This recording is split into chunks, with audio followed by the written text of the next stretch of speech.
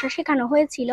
আমি আগে না পারলেও এখন বলতে পারি, বাক্য লিখতে পারি। আমাদের ভাষাটাকে বাঁচিয়ে রাখার জন্য এই সাহিত্যের কিন্তু কোনো বিকল্প নেই।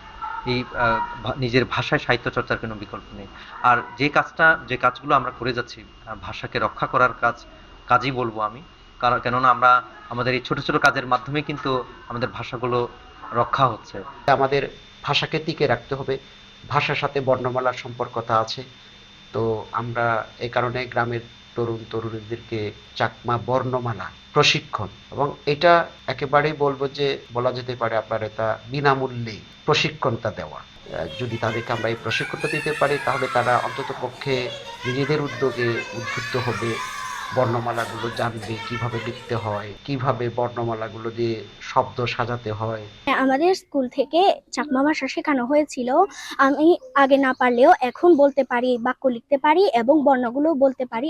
আমি মাতৃভাষা পারি, আমাদেরকে স্কুল থেকে শেখানো হয়েছে। আমি ছড়া পারি, আমাদের স্কুল থেকে বর্ণ শিখাইছে, আমি এগুলো পারি।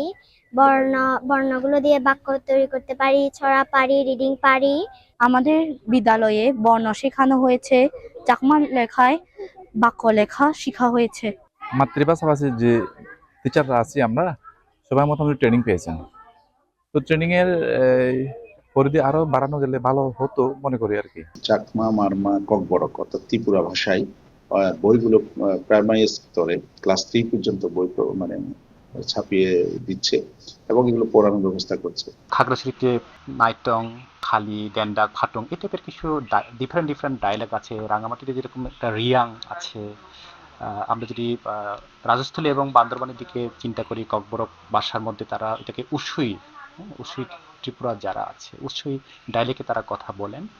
আমরা চেষ্টা করেছি এবং পাশাপাশি আমাদের সিলেট অঞ্চলে দেববর্মা নামে আমাদের টাইটেল যারা লিখে তারাও ককবরকে কথা বলেন। ত্রিপুরাদের মধ্যে এই যারা যে বিভিন্ন অঞ্চলে এসে তাদেরকে আমরা ওখানে যুক্ত করার চেষ্টা করেছিলাম।